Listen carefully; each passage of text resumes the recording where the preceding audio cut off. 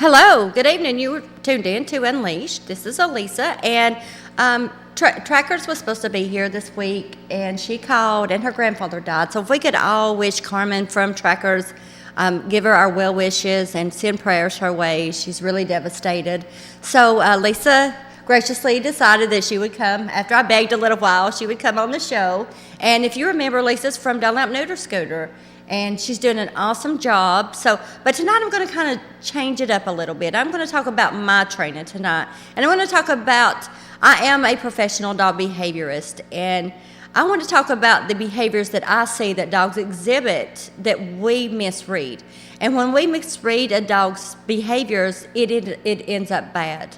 And I know that people had asked you to ask me some questions. Yeah, we have about 10 questions here that we'd like to ask you if you could address them for us. Okay, I sure can. Okay, so one of the questions is, how long have you been a dog behaviorist? I have been a dog behaviorist over 5 years. Okay. What was the deciding factor that made you decide to become a dog behaviorist? Oh, that's a long one. Okay. Well, if everybody's on my page and you've seen my interview with the news, Chip Chapman, I grew up in a mining town, but that wasn't really the deciding factor. You don't know this, I don't know if anybody knows this. In 2012, I got viral meningitis, and I got crippled, and I was crippled for almost 2 years. Oh wow, I didn't know And that. I was on a cane, and I couldn't even move my arms, and they didn't know what was wrong with me. So I was crawling from the bed to the couch, wow. So I was pretty much bedridden. Right. And I would watch Cesar Millan. And I'd always knew the behaviors of a dog, and I just really didn't know how to insert myself into it. Right. So the more I watched it, and the more I just seen the outcomes, and just the change that he could do that quickly, and I knew I had it in me. Right. And I told myself, if I ever start walking again, I want to live my dreams. And I was 40 years old, Oh, wow. And so I started, my first job, it terrified me. It was Joyce Harmon Dotson. I don't know if you're watching, but hello. She had called me. Her little dog, Tucker, her mom was on hospice, and she was dying. And the dog, he wouldn't let the hospice nurses come in.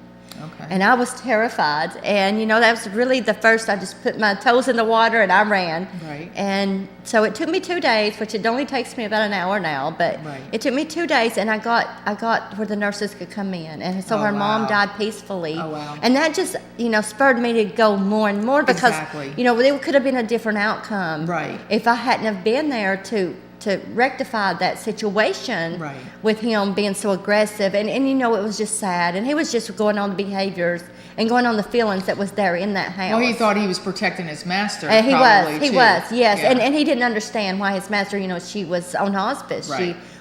She was, unresponsive very, to him. very unresponsive, just laying there. And he would jump up on the bed and just wouldn't let nobody there. And, it's just the feeling I got, just to know that I made that difference. Right. And it spurred on from there. And I always promised myself, if I ever start walking again, because they had told my mom that to be prepared, because I went out of my head. They never could find what was wrong with me. Right. And that's why I suffered for almost 2 years. Wow. Yeah. But I didn't sit down. I never sat down. Right. My doctors would get so mad, they would make me get in a wheelchair, and I just defied it, because I think a lot a of fighter, it, I can mind tell you over that. Mind over matter. Right. And if I had laid down, it could have got me. It could have killed me. Right. And so when I started walking, I walked out of the hospital, and I knew who I was because they told my mom be prepared that I probably wouldn't know who I was anymore. Wow. And that just made me, that was the defining moment. You said the defining moment. That was my aha moment. Okay. I don't take life for granted anymore. People say, oh, you're always smiling. Sure, I'm always smiling. Yeah. I'm always happy because I'm happy to be alive. And if you ever have that near-death experience or something like that it's an eye-opener. It very much is so. And to realize that I can make a difference in people's lives and in, the whole pack's life. Right. And turn it around from sorrow to gladness. Right. Why not? Exactly. And the more I've been doing it, it's like second nature to me now. Right. So, right. Next question. Okay. So how long does it usually take to do a job? Usually an hour to 2. Okay. It just depending on, how hard the owners are to train. Yeah, that's true, because it is about the owners. It is. It really is, yes. So, how can you manage to do it in one day? I mean, you said 1 to 2 hours, but I mean, did you first, when you first started out, you said it took me 2 days, but then did it gradually get easier and easier and then? Sure, because most behaviors are all the same. We all do the same things, and that's not stepping up and becoming a leader, a calm but assertive leader. What we want to do is coddle.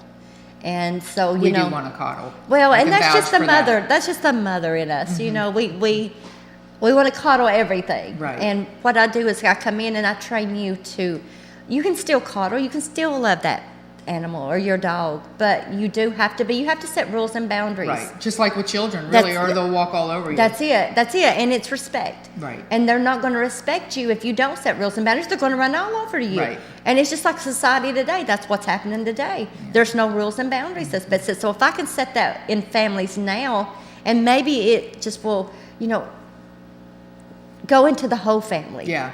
And just change the whole energy of the whole family. Right. So, you know, I feel like I'm changing the whole family and not just the dogs. Exactly. Because I do change your energy. I come in and I give you the tools. So I don't leave until I know that you can continue everything. Yeah, because it would be worthless for you to come in and give them the tools and then they just not go forward. That's it. Because that's just a waste of everybody's time. What I do is I come in and I bring out all the insecurities and I train you to change them. Right. So I sit back, I do it once, and then I hand you the reins, the leash. Yeah. Pun intended. Yeah, exactly. And so when I leave, and I've never had to go back, I always say, you know, it's $100 if, you know, you need me to come back, it's $100. But I went back once and I had trained them so well, I just sat there. Yeah. And I'm like, I can't take your money because, exactly.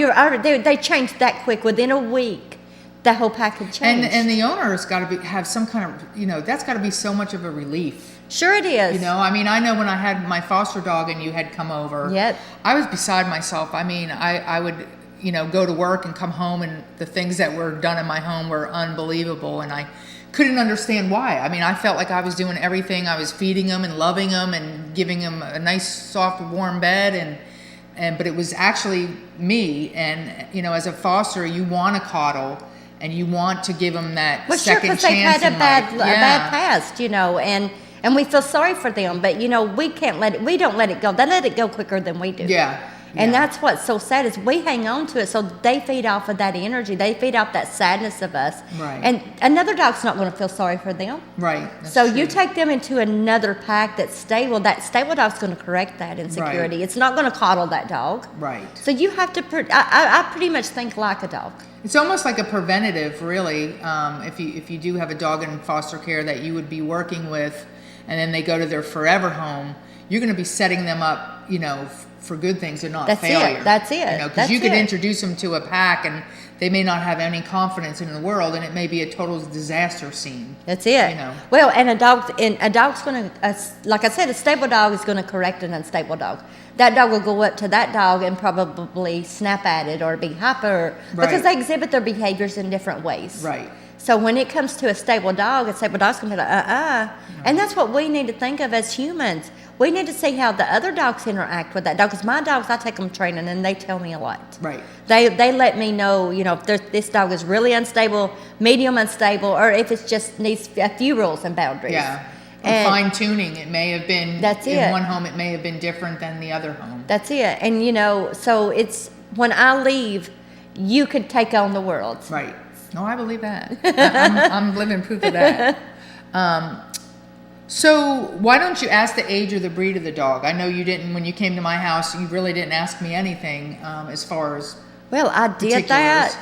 And, you know, breeds, you really don't ask, but age and the behaviors. The humans got so defensive because they didn't want to tell me their age. Okay, I got it. But no, really. I mean, as far as the age of the dog. No, it doesn't matter. It's what I say. You cannot teach an old dog new tricks. Right. Until you change the owner. Right. So, you know, and I've never met an old owner that's too old. So that's why I don't ask their age anymore. Yeah, I got you. And the behaviors, every human's the same. They always run to the door when the doorbell rings. So here they go. Right. Or they let the dog go out in front of them, or they let the dog pull on the leash. Mm-hmm. And so I don't ask the behaviors because I know what you're doing. Right, exactly. One phone call, I know what you're doing. Yeah, that's true. I'll vouch for that too. Oh boy. I guess these questions are really geared towards myself, or probably like a lot of us out there. That's it. Everybody has these same behaviors. Yeah. They do. Maybe just a little tweaked, a little different, but in the end, it's pretty much train everybody the same way. And I'd say people probably get very frustrated, and then that's when the maybe physical or anger issues come out, and which is not going to be good. That's it. And that's just because what I say is a dog speaks with its behaviors. And what a dog says and we hear are not necessarily the same things. And communication is the number one important thing in a relationship, and that's even with your dogs. Exactly. And when you communicate and it's not the right communication, you get mixed signals. Right. And then we get frustrated, and that's when we abuse the dogs. Yeah. That's when we surrender the dogs. So communication is the key to having a stable pack. Right. So Communication, people. that's it. So I heard this. I don't know. I don't know. I'm going to ask you. Okay. So I heard you trained with Southern hospitality. What does that mean? What does that mean? That means that when I come in, I am your friend. I come in without judgment. I will lay on that floor with your dog. Okay. I become one of you. I don't judge. I go without judgment.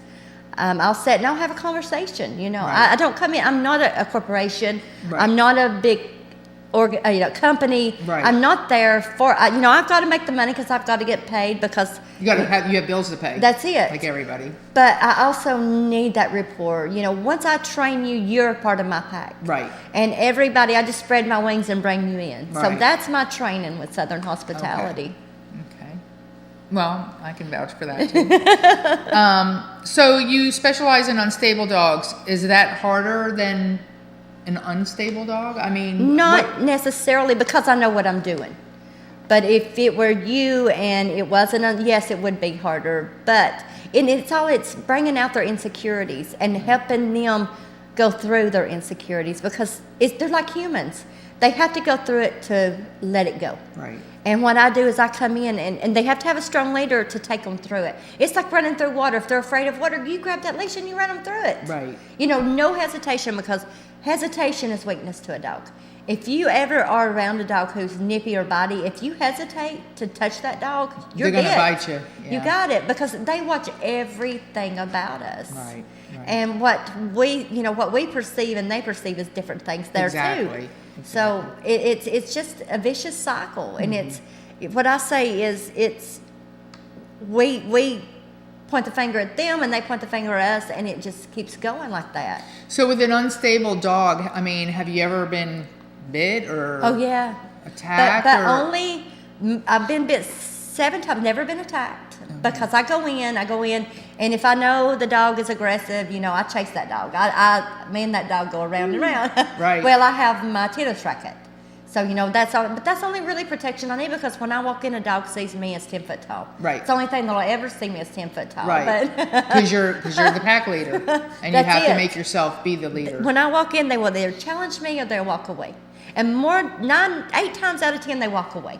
I've had those that's been up on me, but they see they get no reaction from me. A lot of that is just to get a reaction from you. Right. And that's what they feed So on. they're feeling you out. You got it. You got it. As They're soon as just I walk like- through that door, they're feeling me out. So not only are they checking you out with their smell, but they're all my in tune energy, with my everything. energy, that they focus right. But I've had dogs after I've left cry after me. I've had every dog kisses me. Aw. Every dog. So comes, they like the discipline. They sure- They like the strong leadership. They do. They crave it. Right. They're like kids, because a dog don't know unless it's told. Right. And they are so appreciative that I've come in and told their mothers or their humans what their behaviors are saying. Right. And they get to be a dog now. They get to let it go. Right. And it's that quick and that simple. But it's us having to change. And I Right. said, you know, as long as you continue the training, you'll never have to call me back. And it hasn't happened. Right. And which, you know, I'm like, I'm proud of it, but I still would love to hear. I actually took a dog in, and I've talked about her on here. It was a bad situation. She got thrown into a pound. Never been socialized with humans or animals.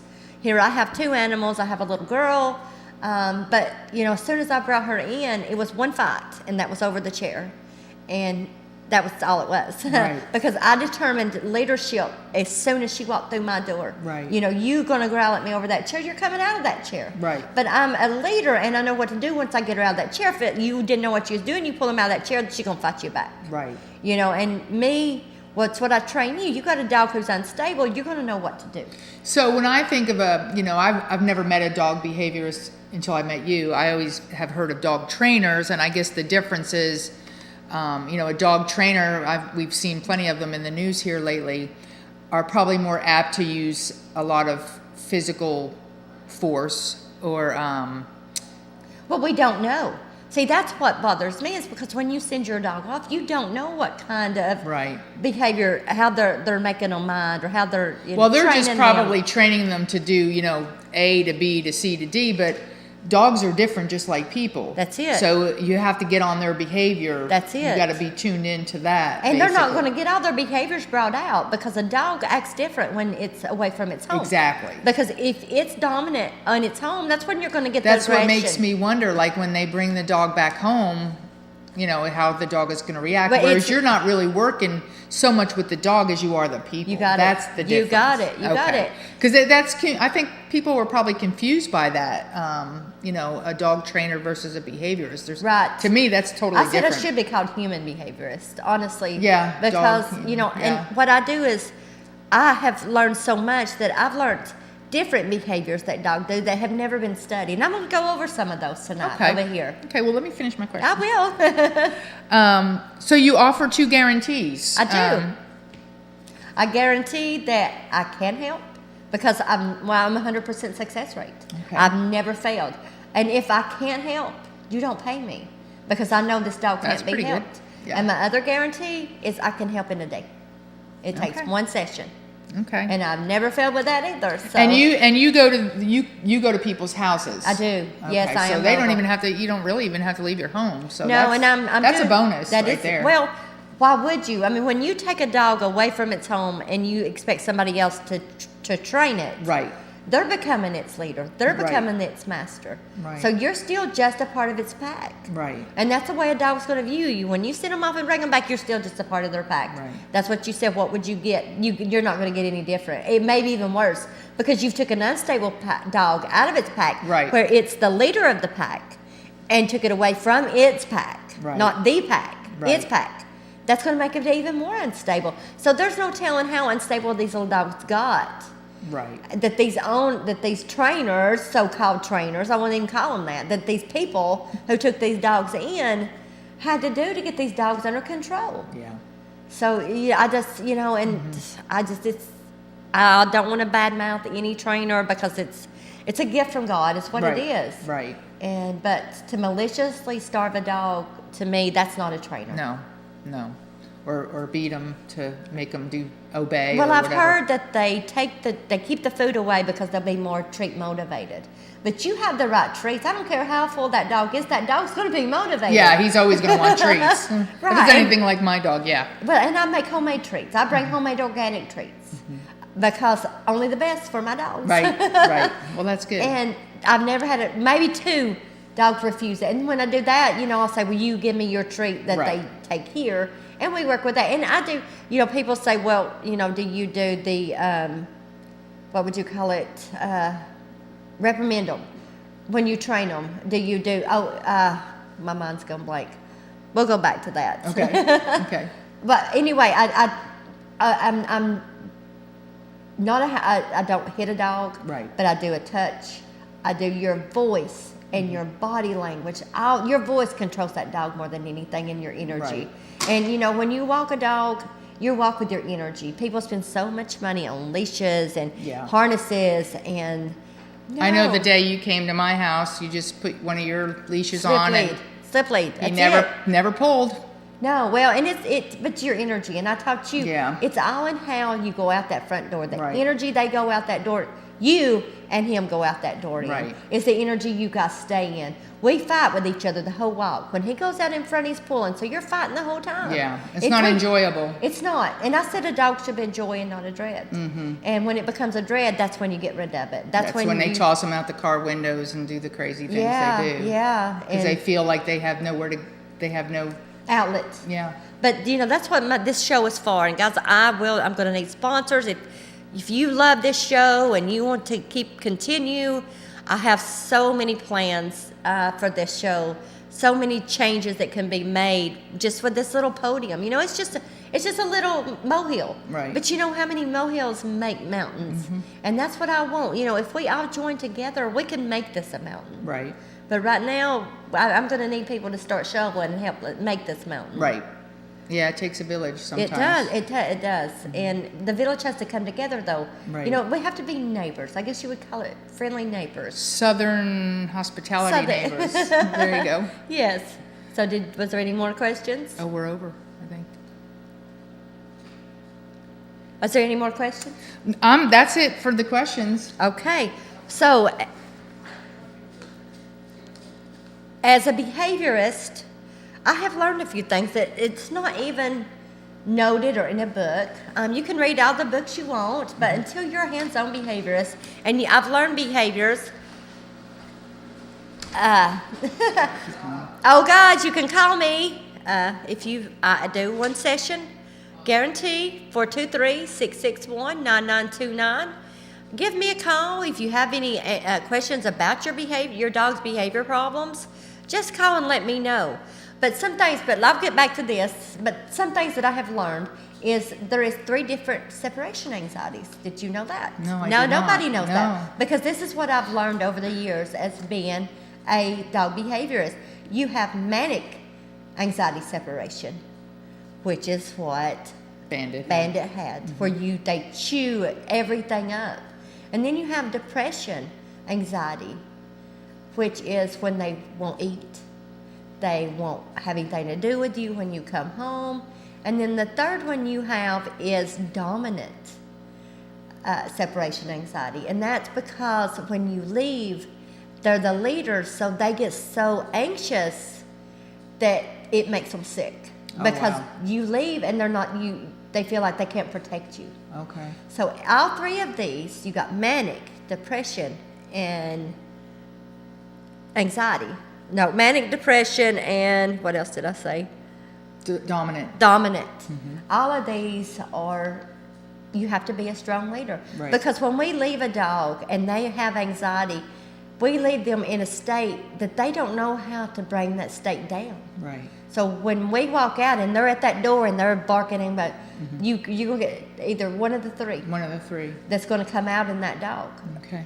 The manic is the worst because that's what you had. He chewed a steel My cage couch. out. Oh, yeah, he rocked the cage across the house. Yeah, It was yeah. crazy. But just making you, one day I trained you to be Yep. that leader, and a few steps I showed you that he needed, and that's what his behaviors was asking you. Right. He was asking you to become that leader because they don't want to be a leader. They don't. They want to be a dog. Right. And when they have to become our leaders, they can't be a dog. Right. They can't take the time to go on a walk and just smell Smell the the roses, roses, yeah. or pee on the roses. Yeah, they do that Because too. if they're in front of you, in their mind, you're asking them to protect you. Right, to be the man. That's it. And because in a pack, the leader always protects. Right. And the weakest are in the back. That's true. So if you keep it in your mind, a pack leader always leads. When you just kind of start watching your dog, Right. and you'll see him getting in front of you, going in the house. This is not every dog. There's 2 different dogs. There's an unstable dog and there's a stable dog. And your stable dog's just fine. They can walk in front of you. They can go in front of you. But you know if you've got an unstable dog. Yeah. So you know when you do that, you need to watch these steps. And then when you do, I need to call a behaviorist. I don't need a trainer. I don't need an obedience trainer. I need a behaviorist. Right. And there's a big difference. I say, general obedience and behavioral issues are 2 different things. Right. But when I come in, I go ahead and do sit, stay, leave it within 5 minutes. Right. Because I am the leader. It's different doing it with treats and them getting rewarded than doing it with a touch and your mouth and your body and your voice. Right. And when I use my voice and I'm calm but assertive and they know I mean it. Right. And I can get a dog to do anything. And when I'm there, it's hard to get the behaviors to come out. Yeah, yeah. I have to stay there a while, but they'll eventually come out because Right. they can't be hidden. Right. But when a dog, when they speak with their behaviors, they're telling us things, and we just get so frustrated. Yeah. And Because then we just don't know what it means. that's it. And that's why I come to you and I train you. And once I teach you what it means, every dog's behaviors are saying the same thing. Right. So you could pick out any dog and tell that owner, hey, guess what? This dog is telling you this. Right. And you know how many dogs would not be in the shelters? How many dogs would not be thrown out? Yeah, because there's a lot of dogs that get adopted, and then some of them come back, or they get put on somebody else because they just can't train them, or they just can't bond. They just can't make that connection because they don't know what the behaviors. is, That's you it. know. And a lot of them, when they are surrendered, they're not surrendered because they're good dogs. Right. They're surrendered because they have bad habits. Right. And until somebody learns to come in and teach you to recognize what those bad habits are saying. Right. And we add to those bad habits because we get frustrated. Yep. And then we start yelling, and in their minds we're barking with them. Yep. And in their minds we're asking them to protect us. In their minds, you know, they don't think like we do. Right. But we can't get that concept that they're dogs. Right. And they need different things than what we want to offer them. They're not our children. Right. I mean, trust me, I love my dogs, but their needs are different. Right. To a point. You know, the main question I'm asked is, can my dog sleep with me? Yes. Because they're pack mentality. You know, packs. They're in a pack. They sleep Right. together. Right. That's not going to change their behavior one way or the other. Right. That's your preference. If Right. you want your dog to sleep with you, there is no problems with that. You want your dog to ride with you. You want your dog to be with you. As long as you're a leader, there is no problem. Now, if you have a dog who's reactive on the bed, you invite that dog on the bed. Right. You know, don't let that dog get on that bed first, because that dog claimed that bed. Yeah. That's when you're going to get. And you're going to be sleeping on the edge. That's it. Or rolled off. Or if your husband comes in and that Oh, dog has already yeah, claimed that I bed, didn't think guess of what? that. That Yeah. dog's going to be reactive to your husband. Then your husband get rid of that dog. Exactly. So see, It's a vicious cycle there. It is. It really is. And one simple thing is you invite the dog up. Right. You know, we don't realize that. Now, and then you become a strong leader. You can invite the dog up all you want, but the dog's still going to take it over. Right. Because you have to, I start with from the bottom to the top. You know, I start bring him down, and it went around. I think you told me that a guy said that I broke the dog's spirits. I had heard, yeah. I don't break the dog's spirits. To me, breaking a dog's spirit would be physical. I don't know. That's what I think when you break a dog's spirit, or even a person's spirit. But that's how, that's the ignorance that still exists in this family. There is a lot of. Every picture pretty much of me on my Dog Whisperette Unleashed, Dog Whisperette Facebook Unleashed, Facebook Dog Whisperette, go on, you can see my videos. Call me 423-661-9929. I am your local dog behaviorist. And I do need sponsors, so you can go to dogwhisperette48@gmail, and you can donate if you enjoy my show, if you enjoy who's going to be on here, because I'm having Bruce Griffey on here next week, and he is the representative from Nashville, but he has enacted the PAWS Act, it's Tennessee PAWS Act, and it's for the welfare and safety of our animals, and he's wanting to do stricter laws, and maybe we will have a leg to stand on. Right. If this bill gets enacted, I'm so sick of these dog abusers getting a slap on the wrist. Yeah, me too. I seen in Cookville today, there were 40 dogs, hoarders. I saw that. Why? Why?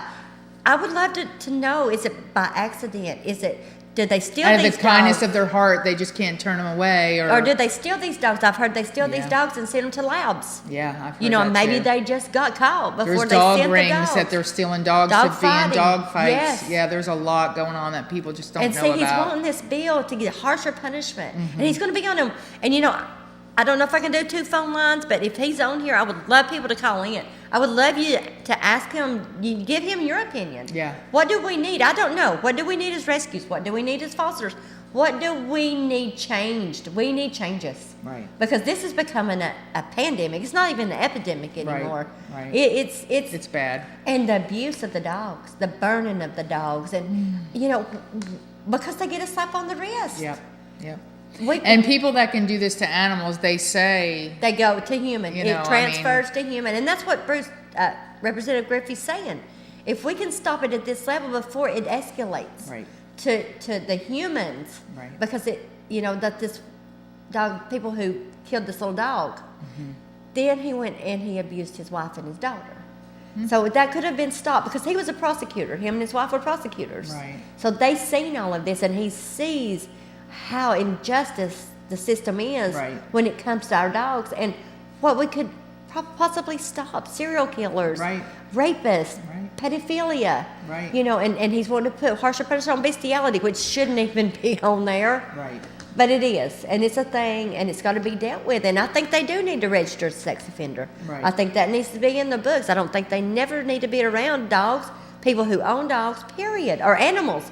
I shouldn't say dogs, or animals. Period. Yeah. And, you know, if we come together, we can get a change. Well, I guess we're going to have to wrap it up. Yeah, but I it's good. appreciate Thank you you for answering coming. my questions. Oh, you're welcome. And I hope I answered everybody's questions, and you know who I am, and know that I'm here. So never give up, because every dog's worth saving. And it's not. People will call me like, oh, I'm so desperate, but it's not as bad as you think. It really, and it's simple little things that we're doing wrong. So 423-661-9929. If you love my show, call me, I need sponsors, and we can just go on from here. We can just excel. Yes. And because my plans for this show are just unreal. You just don't know. And you'll get there. I will get there, but I need you guys' help. And thank you guys for tuning in. And come back next Tuesday when Bruce Griffey's going to be on here, and I will be putting up a phone number for you guys to call if you have questions. He said you can. So once Representative Griffey's on the phone, call. I want him to hear from us. Sounds good. All right. Good night, y'all. Good night.